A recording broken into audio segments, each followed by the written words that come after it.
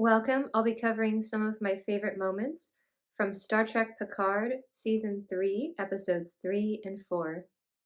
In case you couldn't tell by my voice, I have been very ill, and thus the kind of random nature of these Star Trek videos.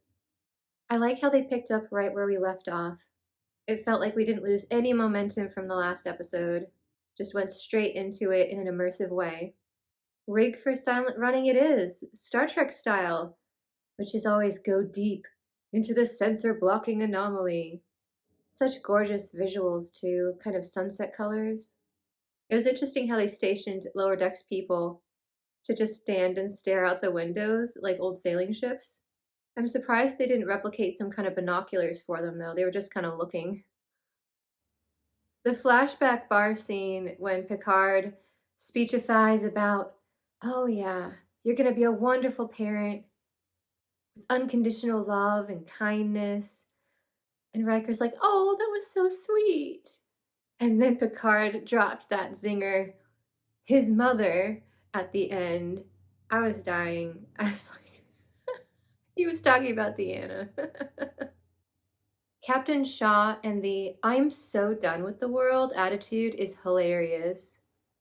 People kept giving him worse and worse reports, and he was just like, well, that's fun. I really appreciate that he cares about his people, though, even if he doesn't say so. He basically kicked them all out when he was like, you look tired. We're going to change shifts here for a bit so you can get some rest. It's a tribute to the writers that I was actually quite upset when he became injured, after disliking him so much at first. Ensign LaForge continues to impress. It was adorable how she went to check in on Seven before heading for her rack time and gave that beautifully hopeful speech. And then how she called her Commander Seven, which of course became very important later on.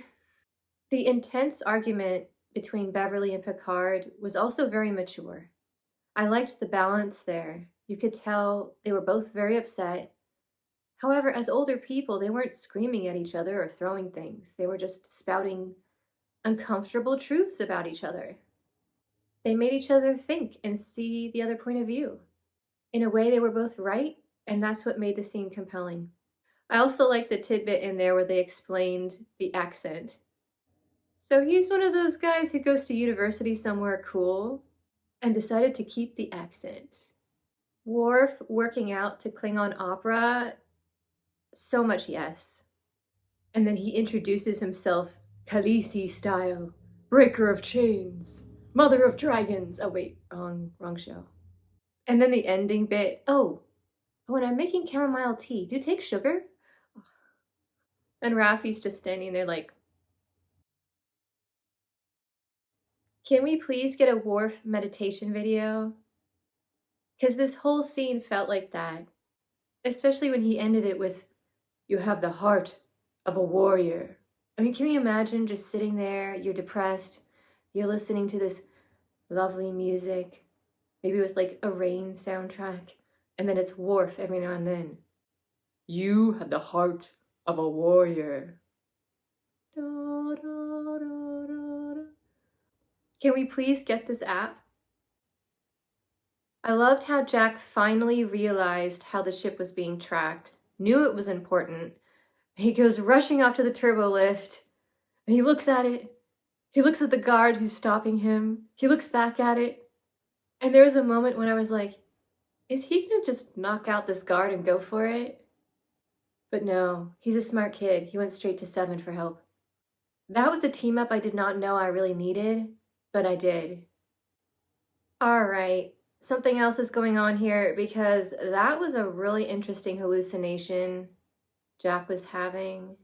I mean, not that I wouldn't also picture Jerry Ryan glowing like Arwen, especially if I was dying.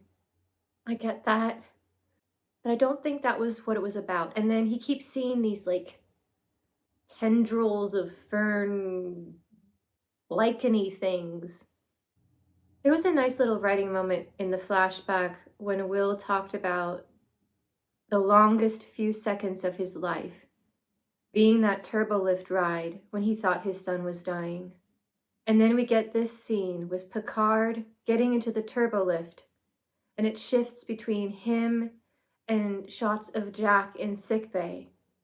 In that moment, it's like we as the audience were watching Picard become a father. And now we have the connection between the Worf and Raffi thing and what's going on with Picard.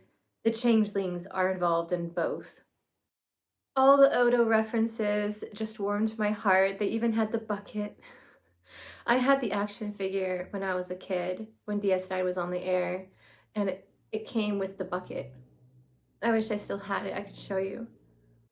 I was a little meh at their portal weapon before, but this, using it to send your enemy's photon torpedoes right back at them through the portal, that's how it works. It's the equivalent of getting stabbed with your own sword in the melee. Super embarrassing, in addition to being terrible. I kind of respected that pirate captain there. That was a boss move. I was getting pretty frustrated with Will right here, though. He wasn't trusting Picard. He was scared. He was worried about his people. He was angry. Looking back, I'm glad that they showed him as being human. Riker tends to be kind of larger than life a lot of the time. And yeah, he makes minor mistakes. We've seen it on TNG. But something to this level, I don't think we've really seen it before. I can't recall an episode where I got this upset at Riker and was like yelling at the screen. And it's beautifully tragic in that way. This whole episode was. Some powerful acting going on here. But it's time to go on to the next one. So, engage. Episode 4.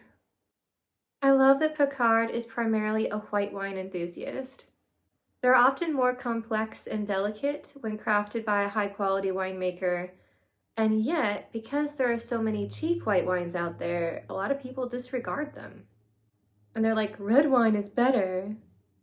I'm always in tasting rooms and they ask you, do you prefer white wine or red wine when they're designing your flight? And I always go, both.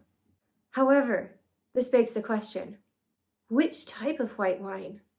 I mean, are we talking a buttery oaked Chardonnay? Or are we talking a really crisp, green apple, acidic Sauvignon Blanc? Wine rants aside, how they kept bringing us back to Picard in the past, telling these stories. And I was like, this is interesting. And at the very end, that reveal of Jack sitting there and listening to all this and going, didn't you ever want a family? Kids of your own and stuff? If Picard had answered something like, yes, despite all my adventures and how much I love my crew and Starfleet, there's a part of me that wanted a family. I think Jack would have come right over, sat down with him and said, I'm your son. But no, that's not what he heard. He heard, Starfleet is the only family I ever need. And then everyone applauded, and you could see Jack's face just fall. As he's like, if that's my dad, I don't want to know him. And at the end of the episode, when Picard comes out of that little flashback and realizes from his memory, finally, that that kid sitting there had been his son. That was just such an incredible storytelling moment because of having this bar scene throughout the episode coming back, making it such a powerful ending. I was impressed. Moving back into the episode, Riker dealing with this lose-lose situation with no good choices.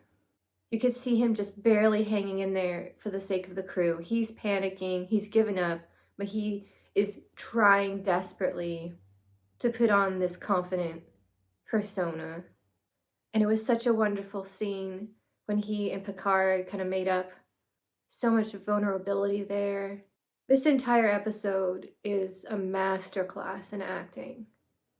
And once Riker got through that, his interactions with Seven were great. He understands that she needs to sometimes work outside the Starfleet rules in order to get things done. And he basically said, go, do your Ranger thing, Find that changeling for me. Be Aragorn. And then the whole Shaw and Seven kind of bonding in a way was unexpected. I know he was being super snarky, but I don't think he was entirely joking when he said he thought she would be a good captain. The pacing in this episode was delightful. It went from really intense, ship about to be destroyed scenes, what do we do, to Seven's mission, and then some dramatic character beats. What a cool backstory about the holodeck and how it is specifically set up on its own system so that while absolute chaos is going on, people can go in and de-stress. I love it. So what program would you run? The ship's going down, there's nothing you can do, you head to the holodeck for a few minutes. What do you want to walk in and see? Tropical paradise? Rainy forest? Favorite hangout spot in San Francisco? I think what I would choose is a snow-covered Japanese garden with some really warm tea. I used to go to the St. Louis Botanical Gardens during the winter when the Japanese garden was covered in ice and the deer scares were completely frozen. But they always kept the koi pond warm. They had little jets of water. It was like a little hot tub for them. And I used to just sit there and meditate. And I still remember those moments. And you know what? If the ship was going down and I was about to die, that's the place I'd want to go. Post in the comments, what would you do? Which program would you run?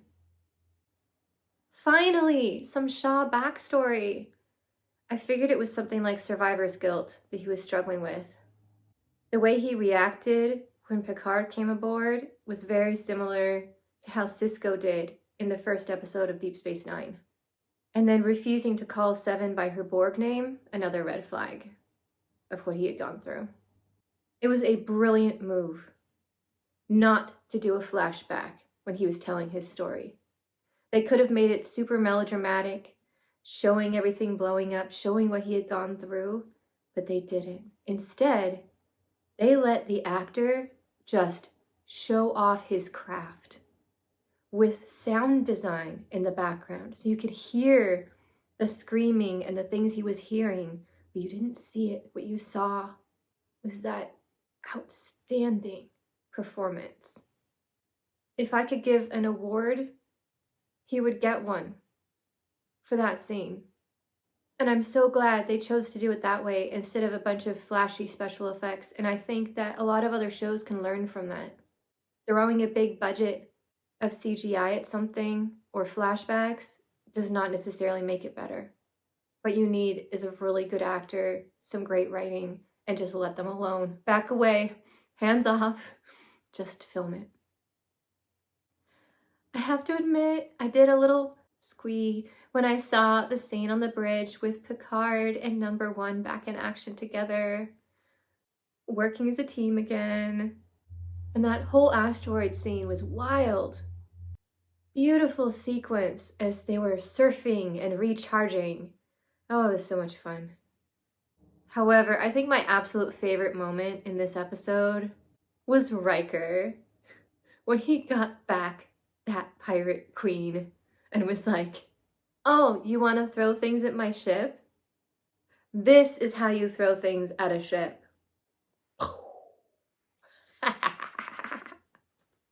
Chef's kiss there. That was a great scene. I was like, Riker, you've got your mojo back. And then those space babies at the end really looked like Farpoint, which is a nice bookend, of course, to the first episode of TNG. Honestly, this was such a great episode. They could just end the entire series of Picard right here. No more episodes, that's it. I would have been like, yes, this was amazing. I loved it. Nothing more is needed. I just felt like this was so strong of an episode. Wow, that was 10 out of 10.